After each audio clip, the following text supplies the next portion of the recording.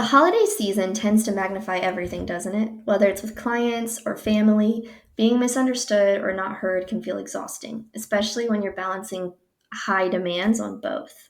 So, as we chat today about handling moments of being misunderstood or not heard with both your clients and your family, whether it's the holiday season or any other time of the year, how do you usually feel when a client or family member doesn't fully understand what you're trying to communicate? Okay, wait. I'm gonna start with family. I'm gonna start with the family because family is super emotional when you're really proud of what you're doing and like it makes so much sense to you and you're vibing in your own world. And then when someone like at the holiday table comes up to you and is like, "Well, what are you doing?" And you are so excited and you tell them and they're like, "Okay." Essentially, they're like, "Okay, that's cute.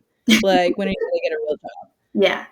It is the most devastating conversation when you just like exploded excitement and then Mhm. they don't it's like it just like in one ear and out the other and they're like this is not like a real thing. It's like you're gonna get tired of it and whatever. Yeah. But it is so different when you're invested in what you're doing.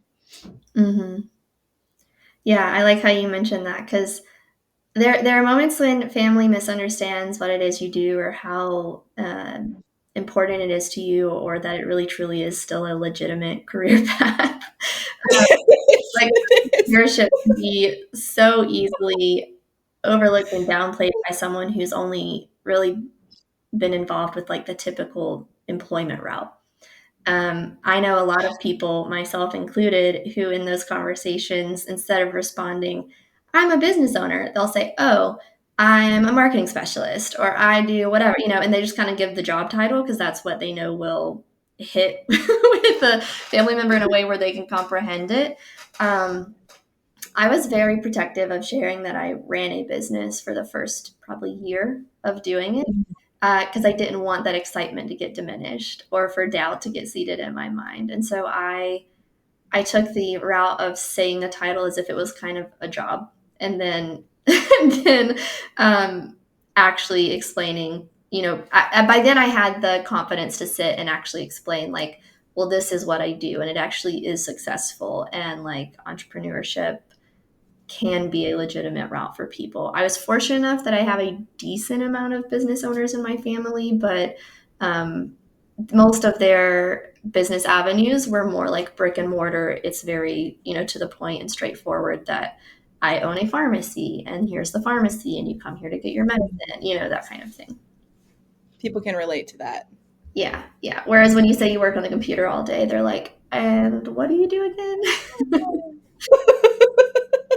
Yeah, Oh yeah. yeah. With that being said, around the family, let's stay in the family piece for a second. Would you say this has ever impacted your work during the holidays? And how do you feel like you balance the emotional toll that can happen during the holiday season?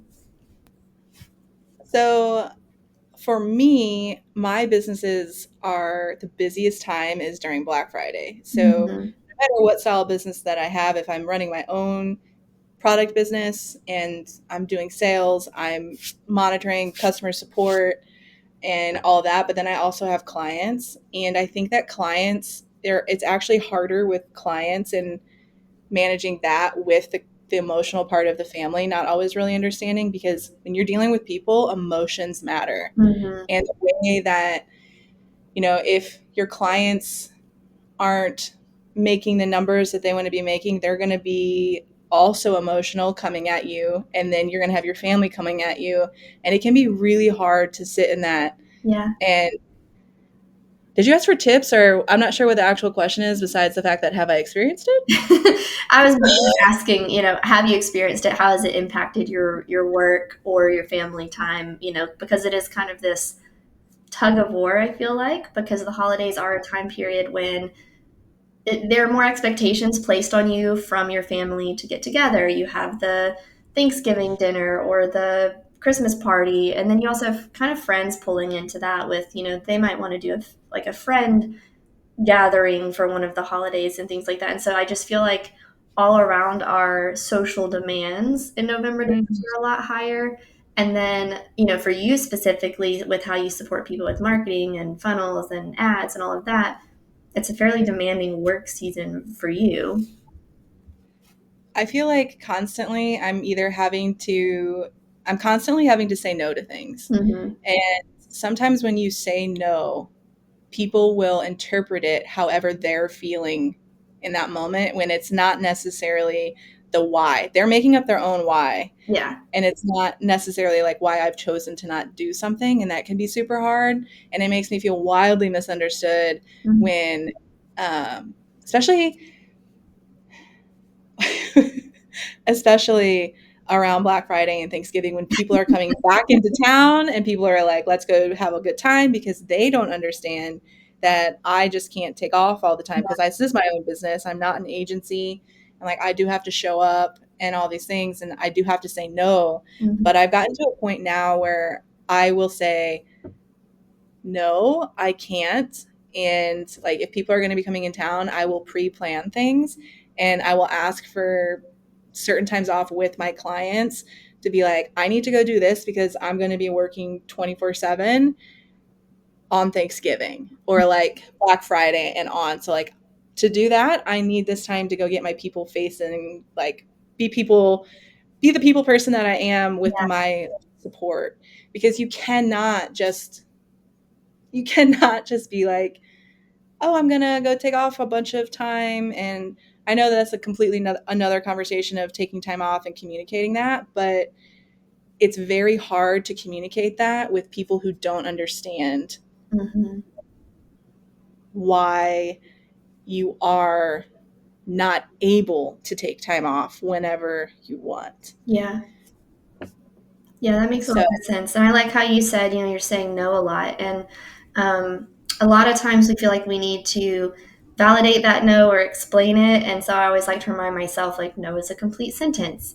I don't have to sit here and spend 30 minutes explaining why I can't go do such and such with you on a Friday or something. But I also find that sometimes a little bit of context or explanation helps and can go a long way. Like, yes, no is a complete sentence, but if you can say, like, no, because I already have this obligation, or no, because this particular day is like the most important day of the year for my business, something like that. Like, it's not like you have to get super in the weeds and in the details, but just a little bit of context can go a lot of way because it also kind of stops that person, whether it's a client or a family member, from forming their own like interpretation of why you're not able to spend time with them. yeah, and I actually will rehearse that. Yeah. I've gotten to the point where I don't really have to anymore because people are pretty used to like what I'm doing, but for the first, I don't know, a couple of years, I would rehearse what I wanted to say and then I would say no, I Mhm. would say the same thing to every person. So it wasn't like one person gets one answer and then another person gets another. And so I would literally practice how I wanted to say it because I never want to hurt people's feelings. Mhm. But there's also a point where I know that if I really go into detail about what I'm doing or whatever, it's like there's a huge gap to be misunderstood there. Yeah. And being misunderstood, especially during like the holiday time when it's like, I can't worry about how you're feeling about what I'm doing. Mhm. It can be that's something that like I just don't desire to hold anymore. And if you're in that position, rehearsing what you want to say, like writing it down, I write things down and then I'll like practice saying it. If I don't like how it sounds, then I'll change it. But I Mhm. typically will have one thing to say Yeah. every time I say no. Yeah, yeah. Or sometimes if a client or a family member is like pushing back a lot on a decision that's already been made, sometimes I'll like write out what I how I want to respond, but I'll go to my husband. I'll be like, "Does this come across as kind or mean to you? Like if you read this, because I want to make sure I'm not being mean, but that I'm being firm." And so he can be a really good filter sometimes. So he'll sometimes read stuff and go, "No, that sounds great." And then other times I'll go, it comes across a little, he's kind of like, you might want to change it. God, we love him. Yeah. Um, Okay, wait, on that note as well, yeah. I don't always have that counterpart like you do with Yeah. him. So what I actually do is use Grammarly. Grammarly detects a tone, and if I'm having a moody moment of like kind of being hurt Yeah. from being misunderstood, and I need to create a response, whether it's for the holiday season or whatever, Mhm. I will always type it into Grammarly to tell me what my tone is because That's I want to make sure that it's correct. yeah, yeah. I've had moments where, especially with maybe a more difficult client, um, I type up what my response would be, I don't send it, and I step away. And I'm like, you Oh, know, yeah. they're not entitled to a super speedy response right now. I'm going to step away for an hour, let my like adrenaline go away from how this kind of became a heated conversation.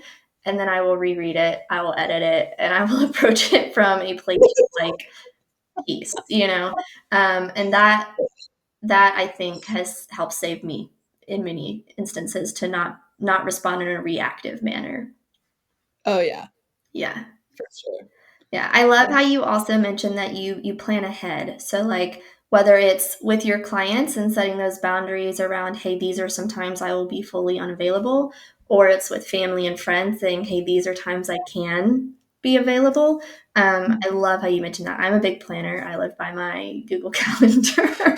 But my fall and holiday season, usually in September, early October, I'm already blocking off whatever days I know I'll be spending time with my family because I also have the added dynamic of since I am married, we have my family, we have his Yeah. family, we have a kid, so they both want to see her as much as they can. Like my brother's married, so he's also having to balance trying to meet with our family and with his wife's family. And so it's like this huge web of schedules Mhm. to piece These together. We've also had to learn to be flexible, like just because Christmas is on the 25th doesn't mean that we can only celebrate it on the 25th. Yeah, Yeah. yeah. Yeah. We Mhm. might be gathering on the 28th or the 15th, but we at least get to see each other. Yeah, and I think that that's also really important to just, like, stay in the moment, and not everything has to be one way, there's 100 different ways to do the same thing. Yeah. Yeah. Yeah. And I've learned that through experience of overcommitting in the holidays in our earlier years of marriage where we were like doing Christmas Eve dinner with one family and then driving until midnight to get to the next one and being exhausted all day on Christmas. And we found that we didn't enjoy the holidays at all when we did that because we were trying to bend too much to people please each of our respective families. Mhm. So those few days that you would get off from working and that he would get off from his job just A lot. became an emotional and energetic suck, because we were driving so much and bouncing around so much. And I really learned after two painful holiday seasons how to be a lot more firm and how to start planning ahead so that then, by the time Thanksgiving and Christmas roll around, you're not upsetting someone because you've been clear from the get-go, 4 6 weeks ahead of time. This Mhm. we'll be at this family for this holiday, this family for this holiday, these are the days we're available, that kind of thing. Yeah, yeah, and I think that that communication goes a long way, and Mm. it goes because when it's the busy time, asking for time off feels hard, Yeah, and not everyone understands how important it is to take care of your family and to take time off and to enjoy, life. Not everyone has those same things that they are passionate about. yeah, yeah, And there's a lot of room when that happens, there's a lot of room to be misunderstood about why you want time off. And it's not because you don't want to work hard or it's not because you don't love what you do, but communicating that can be very difficult depending on who you're speaking to. yeah, yeah. On the note of with clients, have you ever had a situation where a client misunderstood your boundaries or your availabilities around the holidays? And how did you? Yeah, absolutely. Yes. Mm-hmm. Uh, so it's inevitable for marketing like Q4. One of the platforms is going to blow up, and then one of them is going to, it's usually Meta. Meta will usually break down like the first like 48 hours of the week of Thanksgiving, and then everything gets messed up because you can't read any of the data and people are trying to make decisions without actually knowing any information. Yeah, And we really hard because I've seen it for 10 years now, and it is a reliable trend that Meta is going to break down probably on the Monday of Black Friday. Yeah. And it doesn't matter because it's actually still pushing all of your stuff out. It's still doing the job, but so many people are coming in Mm. that the system itself can't update correctly. So we're not going to stop running ads. We're not going to do all these things, but it can be hard because when they see things when they see things hitting the fan when they're really not hitting the fan and you're sitting there enjoying Thanksgiving dinner on the time that you said that you are not going to be working Yeah. and you're getting hate mail from a client who's like doesn't understand or has forgotten Yeah. everything that we've put into place and you have to then leave your family to go deal with it. Mhm. It's because if you don't deal with it can hurt the relationship with you and your client as well. And it's a battle that you have to pick and choose of whatever. And so I've learned that the hard way once. And um, now I actually put in my contracts with people who I do marketing, my clients that I do marketing for, and Mhm. I will outline uh, the whole week of Thanksgiving all the way until the week following Black Friday. So like the Monday of Black Friday, and then all the way until where Black Friday is 1 week from Black Friday. Okay, so like a 2-week time period. Yeah, like a week and a half. Yeah. Yeah, 2 weeks, 2 weeks. Yeah, and I will specify when I am available and how quickly you can get a response from me, Mhm. how you can communicate with me, um, and then moving on from then to Christmas. I will because Christmas is my next really big holiday. Everyone's buying for that. Up until Christmas, I then also have a set schedule. Yeah. And I will not budge from that. And they have to agree to that if they want to work with me at all in regarding to Q4. Mhm. Yeah. And that communication has really eliminated being misunderstood. But to have that communication, you also have to go into it planning how you can allow yourself to take that time off. And so that actually starts in Q2. Yeah. That planning starts way before fourth quarter. And I don't actually allow clients to work with me if they haven't worked with me like in Q2 and Q3, because then I won't be able to have a holiday. Yeah. Yeah.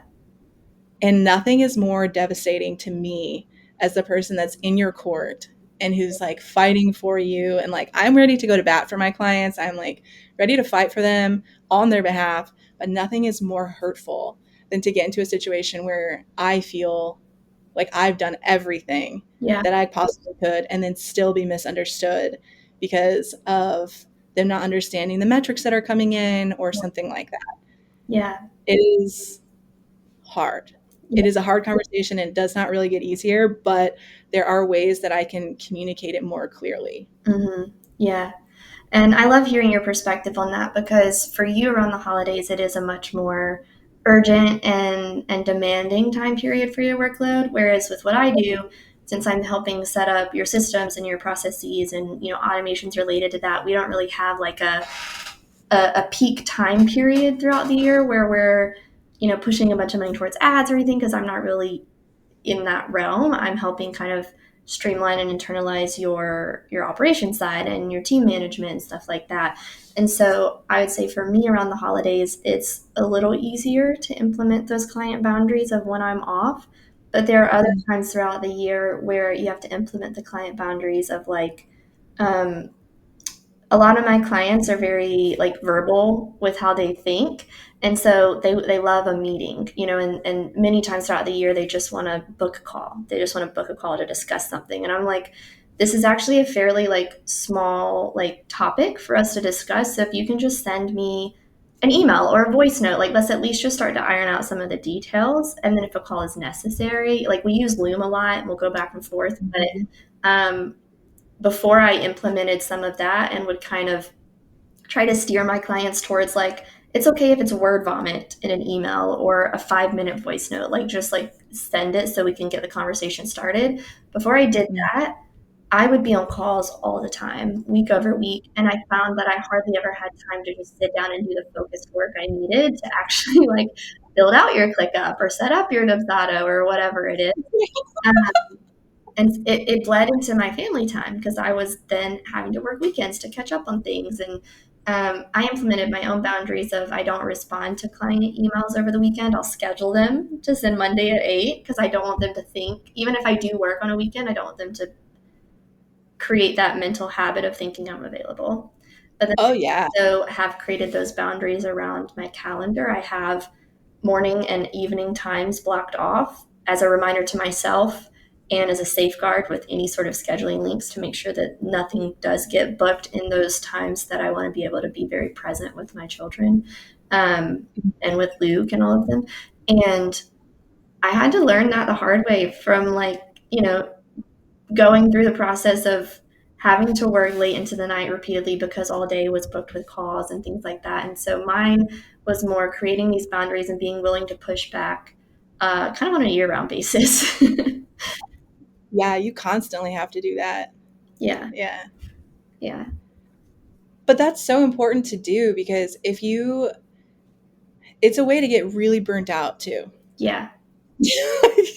That is a recipe for burnout because having something in an email or in a voice note that is so completely different than having to show up physically for a call because like when you're on a call you have to have a quiet space, Mhm. you have to not look like you just ran a marathon, and like Yeah. you have to look a little bit more put together, and that takes time also.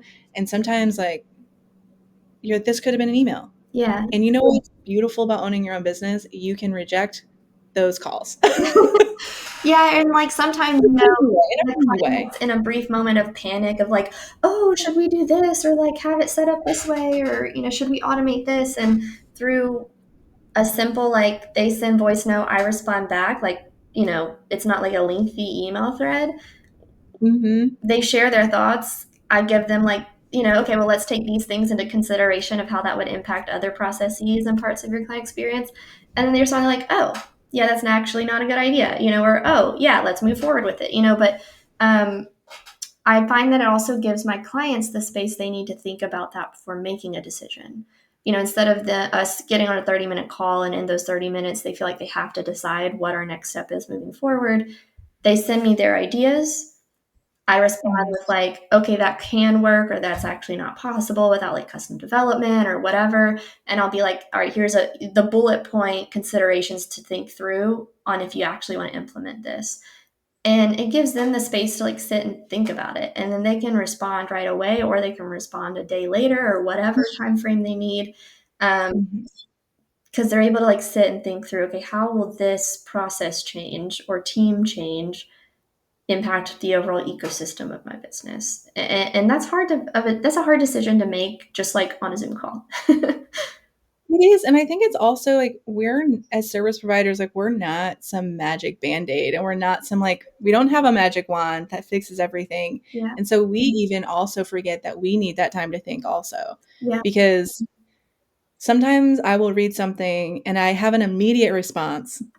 Like, yes and no, Mhm. like, this is bad, but sometimes I will read something and I have to really consider what they're asking versus what they think they want. Yeah, and I love that you say that because there were times when on calls a few years ago when I was still earlier in like building it out where I would feel that pressure to have an answer right away. And I would sit and think and try to think of a response, and then I might have a solution or an idea in the moment, but then after the call's ended and I've thought about it, I'm then sending them a message like, "Hey, actually, maybe we should, do it this way." And I've learned to now when someone poses a more like strategic or thoughtful question like that for me to say, "Let me think on that for a minute. I can send, my thoughts to you tomorrow," or whatever, just to create that space. And even though I might actually send it to them within an hour of the call, I still just need that space to think through it. And so I say, let me send it tomorrow to give me time to think through and process it instead of, trying to wave the magic wand right away. Yeah. Yeah. Yeah, I love that. And I feel like you've always been really good at that, actually. I think that that's something that I've learned from you and how you handle things because I feel like, have always been really good at creating that space. you've done that with me before, and I've always like appreciated it when I've received it, that like Mhm. I've turned around and like I need to implement that because Yeah. that was really beneficial. Yeah. I think it gives us all the space we need to think through it because when you make really quick whiplash type decisions in your business, you find yourself like running in a million directions straight towards burnout, pretty much. Yeah. Yes.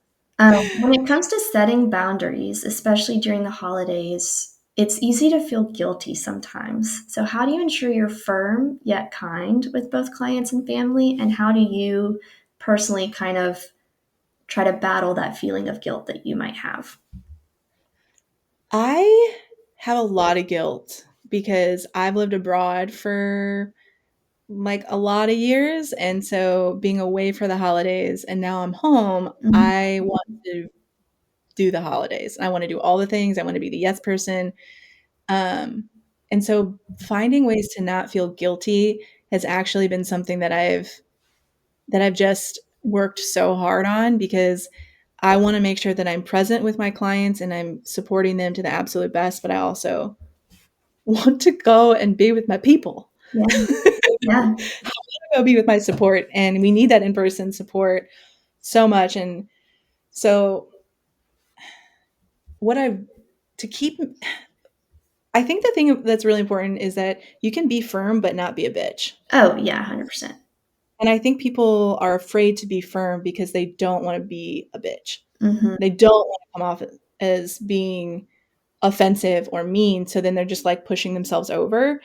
But really, if you are firm and you give a little bit of context, like you said, of I can't do that because I have to go and do this, but how about this instead? So when I say no to something, then I try to always be like, how about this instead? Like give an alternative, especially if it's with a person that you haven't seen in a while, which happens a lot this time of year with them Yeah, coming in. Even if it's not something that's grand, like going to um, I was like invited to a really cool symphony that had a light show and all that. And I was like, gosh, I'm usually the person that can say yes to these things, but right now I can't say yes to that, even though it was a little bit last minute. So I had to say no to this really cool event. But I really made sure to be like, I can't do that today, but could I grab coffee with you before you go? Can I still meet you? Can I still see you?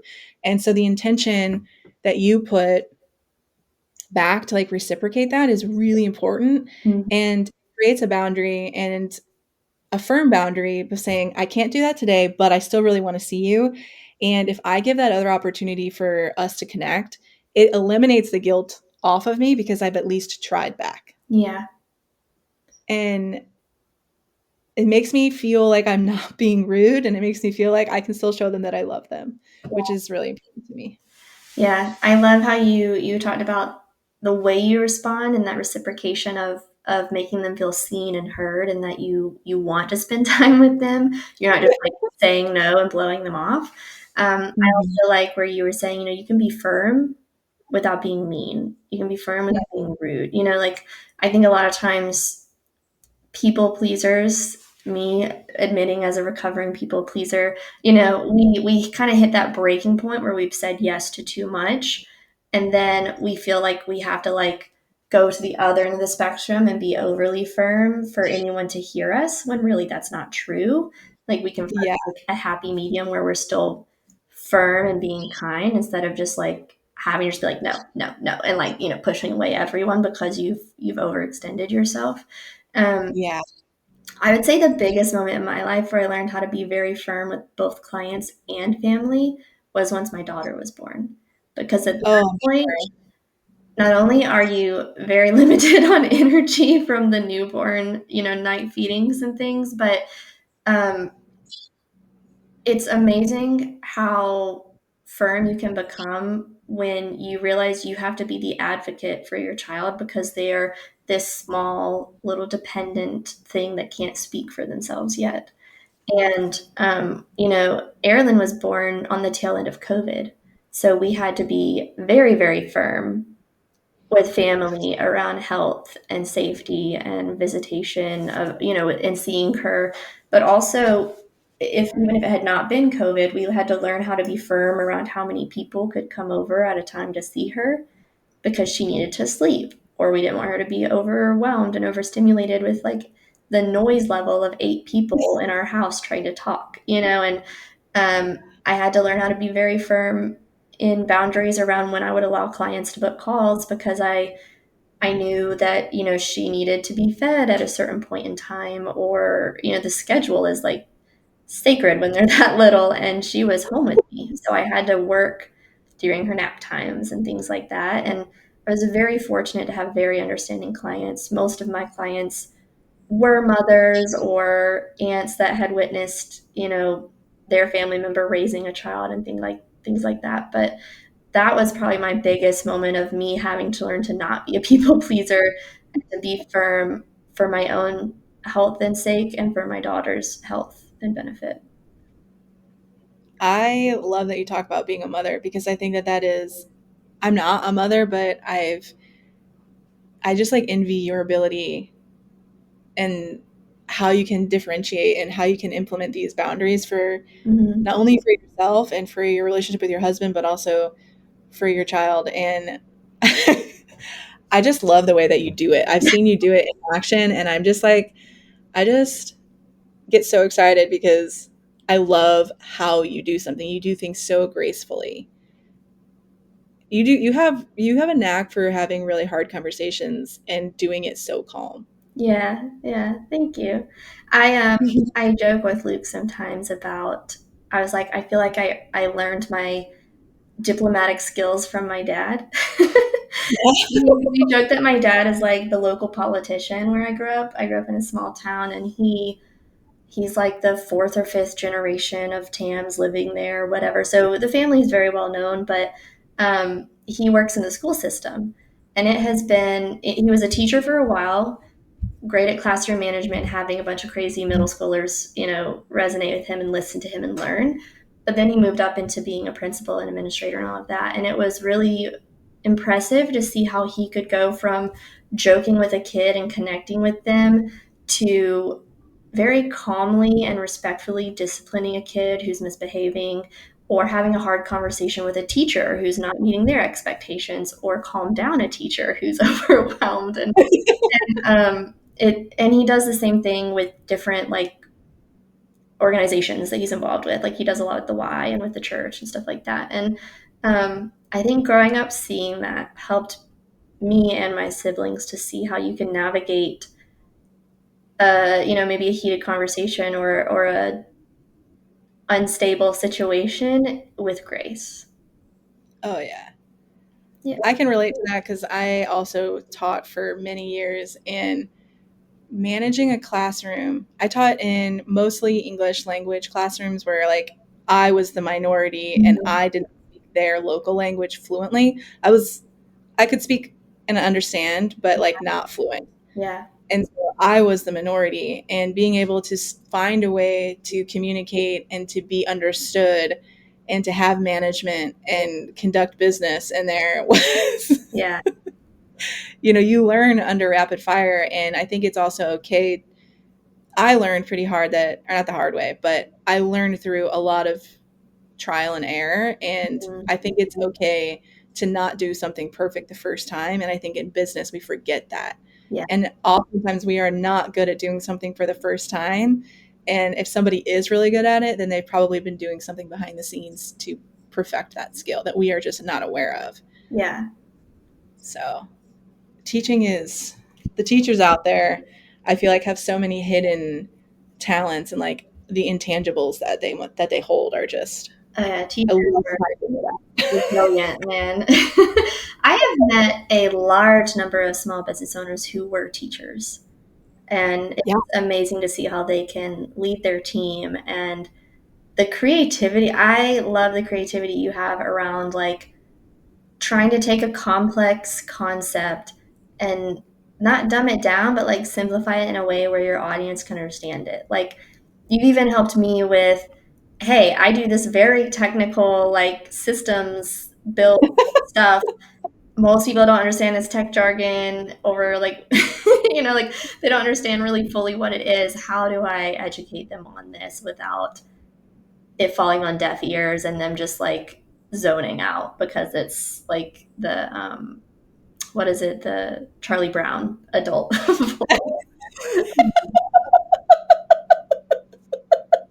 I know exactly what you mean. Yes, yes. And you know, sometimes those conversations with clients or family around boundaries with time and availability, sometimes it feels like that too. It can, yeah. And then when they come and ask you the same question again, you're like, I just said that. Yeah. Luckily I have a very healthy relationship with my sister. And so she and I can be almost blunt sometimes to each other around like I can do that, but I can't do this, or I'm not available now, but I'm available then, and stuff like that. And so it's also playful because sometimes I'll be like, "Hey, next week, can we get up to do meet up to do this?" You know, and then she might forget about it or something, and then she'll be like, she'll send me something. I'll be like, "Read 3 text messages ago, please." You know, like just very straightforward. I Or wouldn't my wife's do that with email. everyone, but it's fun when you have some relationships with people where you can just be like, I did that. Look at the last. I love that relationship. I love relationships like that where you can just be like, "Meh, reread." Yes, yes. Per the email, but in a much more playful way.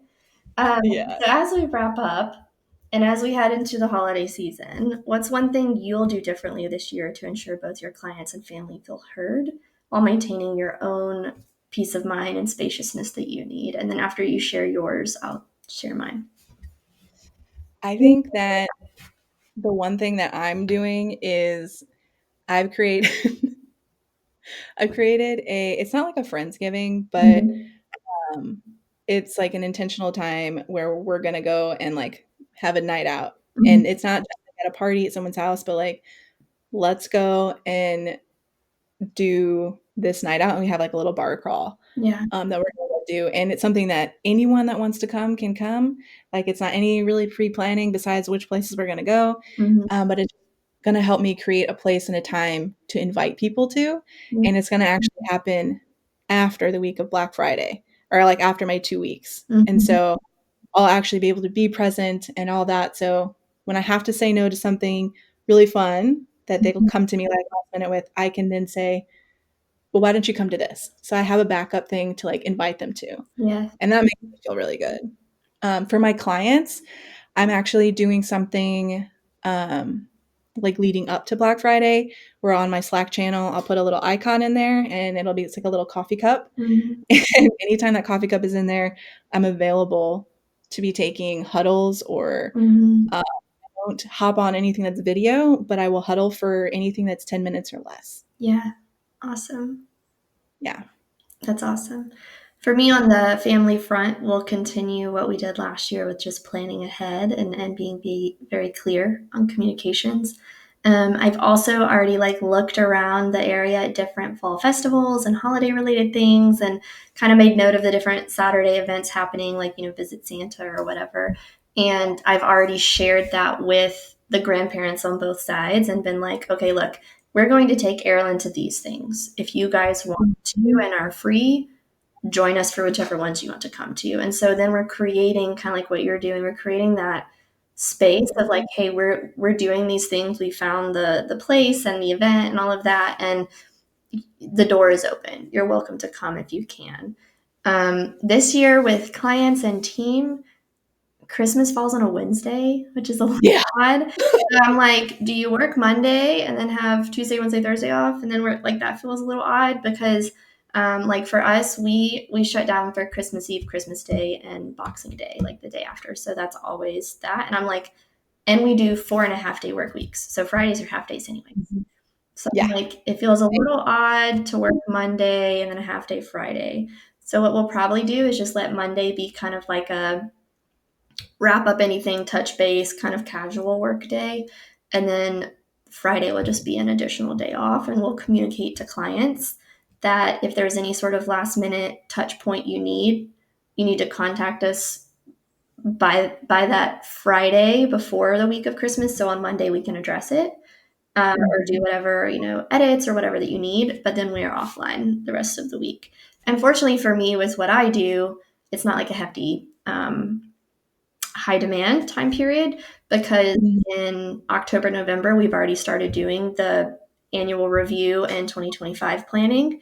So as we mhm, get into December, December is more of just a okay, any new insights from the last 2 months of this year that we need to kind of review and take into consideration.